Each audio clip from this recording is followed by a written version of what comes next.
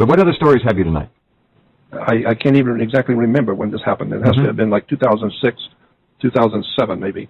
I was staying with a friend of mine, and he was giving me a room to live in, and I was storing all of my possessions, my boxes of books and videos and masters and everything I had in the world. Yeah. And so I was storing them in his storage room, and then he sold the house, and so he had to move. Well, that means I got to move, and I had no money and no place to go. I had zero, nothing. And out of nowhere, I get a phone call from a friend who's been following my work for many years, and he had come to see me 2 or 3 times from Panama, from the country of Panama. And he would come up to L.A. to see me, and so he called and said, he asked me, so what are you doing? And I said, well, I'm looking to go live under a bridge right now because I have to move at the end of the month, and I have no place to go and no money if I did get there. And so he said, well, then come live with me. I have an extra bedroom. You come live with me in Panama. Well, it's either that or sleep under a bridge. So I said, okay. And he said, I'll take care of the expense of bringing everything down and getting you down here. And so he did. He paid for everything to be shipped. We took all of, I don't know, I had about 35 or 40 bag boxes of my video masters, audio masters, all of my research books, and just everything. Everything I have in the world, I had in boxes sealed up. And so we took it down to the shipping company in downtown L.A., and I flew down to Panama to live. And yeah, I remember that. It was a high-rise. Yeah, it was a high-rise, and my friend was very, very decent, very nice, and he was very generous with me. And so it took about 6 weeks for all my stuff to get down to Panama because it was coming on a ship. And so it finally got to Panama, and they called us one day, and they said, all of your stuff has arrived. It's on the shipping dock, ready to be taken tomorrow morning. We'll be delivering everything tomorrow morning. Great. And so the next morning, about 8 o'clock, we get a phone call from the shipping company, and they said, where all of your stuff was sitting on the loading dock ready to be delivered, it caught fire this morning, and it's totally gone. Everything. It just melted into the concrete, and it's gone. So that's it, and too bad, and goodbye, and good luck. And so I lost everything, totally. Everything I owned in the world was gone, including my clothes. Did you go down to the scene of the fire? Oh, yeah. Was anything around, Jordan, was anything around it burned? It was a lot of stuff was burned all around it, but they said that the center, we were talking to the firemen, the police, and they said that the fire started right where my stuff was, and so somehow or another the fire started. Now, as far as I'm concerned, that's no coincidence. No coincidence. Somebody torched it. This is sick. It didn't start at all the other warehouses, which are tons of them down there in Panama. No, it happened in the one my stuff was in, and it happened in that one particular spot where my stuff was. I lost everything I owned in the world, period. So eventually I ended up coming back to America and just giving up, and that's why I dropped out of the scene for a while, because I had nothing, owned nothing, and got nothing, and I had to stay with friends who give me a room to live in until I could get back on my feet. And so, that has happened to me quite a few times, losing everything. And and when it happens, I just keep going because I figure I'm supposed to do something. I'll just keep on going, and hopefully, maybe one day something will happen that I can do my work without being, without losing everything. So I can't even imagine that feeling. That's a horrible feeling. Oh.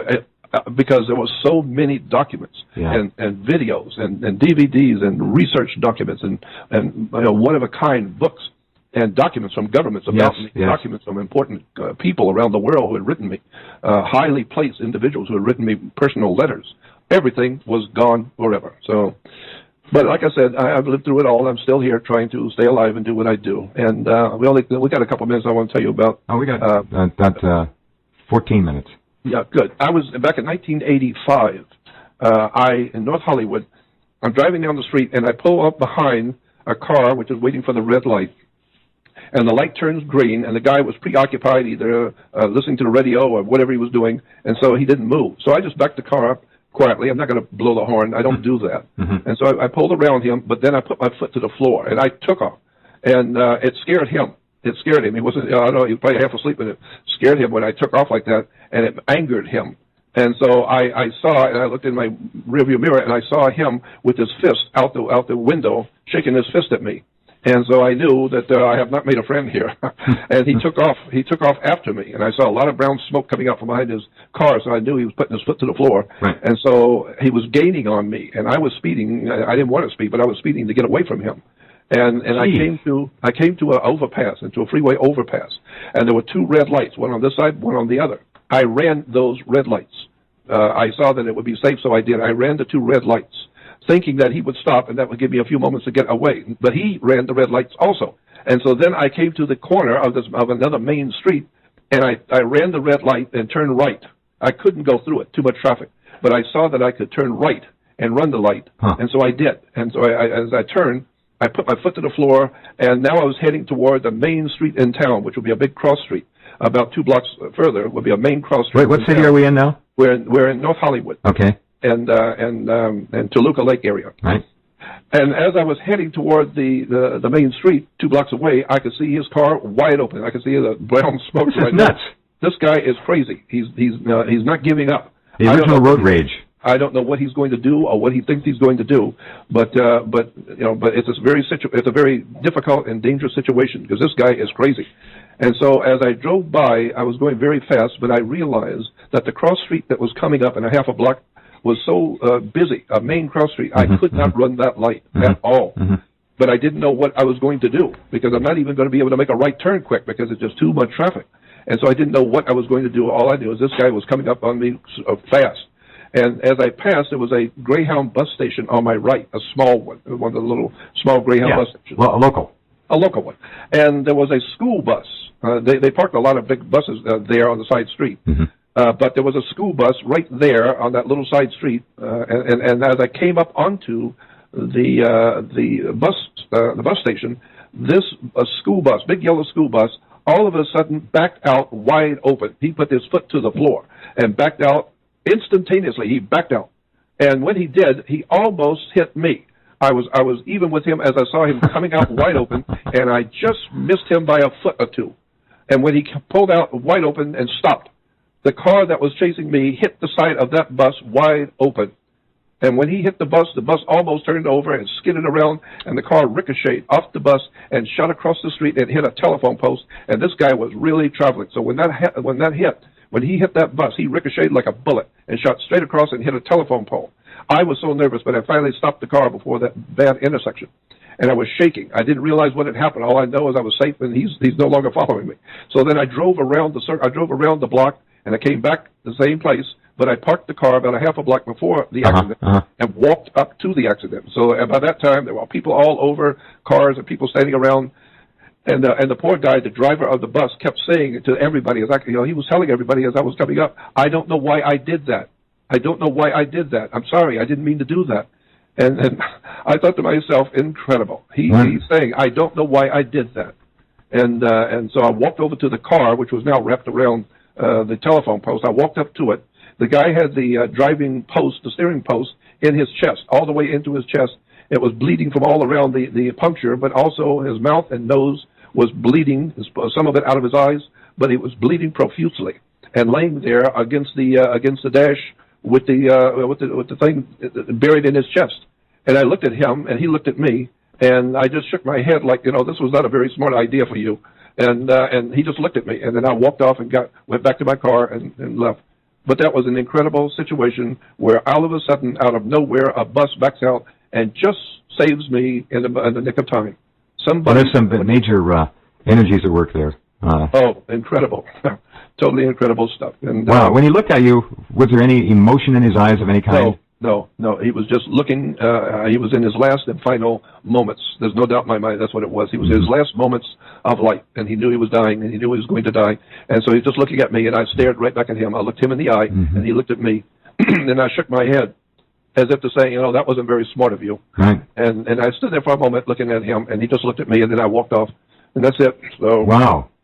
Wow, another amazing vignette. I don't know how, and that poor guy, I walked past and he's still out in the street talking to people. He said, I don't know why I did that. Well, I know why he did it. Right, of course. Somebody made him. Of course.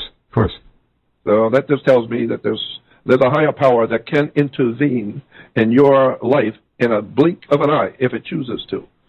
That's the big qualifier, if it chooses to. Or was it directed to do so? And by whom or what? There's several levels to this. That's really a vivid story. That's amazing. Yeah. People have been after you many times. Oh yeah, no doubt about it. And we know, I'm not going to go into it now, but it hadn't stopped. Many times I have been saved from death in a split second, in a fraction of a second. Something happened, and I came out of it alive. And I've had way too many experiences like that, so it tells me somebody wants me alive. Right. somebody wants me here. Oh, yeah. Yeah, you still got work to do. Yep. So I don't know. I've said so many times. I'll say it again. I don't know really. I don't understand how the universe works. I don't know what God is. I don't know what synchronicity is. All I know is what I do, and what I do, I am given to do. It's not that I have sat down and figured out what I want to do. It's just who I am, and that's what I do. So I just go along with it. Whatever my destiny is, I just do it. You know, I mean, you just do what you do, and I do what I do. So, but I have had many times when somebody stepped into my life to save me, and. Anyway, what else? Talking about the pterodactyls. When I was in Zurich, Switzerland, I was invited to come to Zurich, Switzerland by an extraordinary, extremely powerful person. Right? I'm not going to talk about it, but so I lived there for about I think it was a month and a half, so 7 weeks.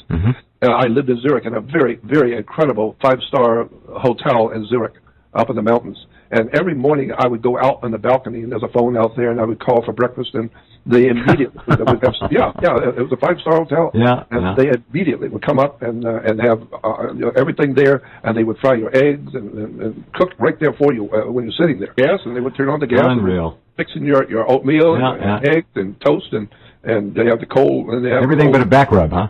Yeah, and so I would sit out on the deck of my balcony overlooking the Swiss Alps. Incredibly. And I've got some pictures I'm going to send you, because I took it from the porch. And I'm up about 5 floors. Yeah.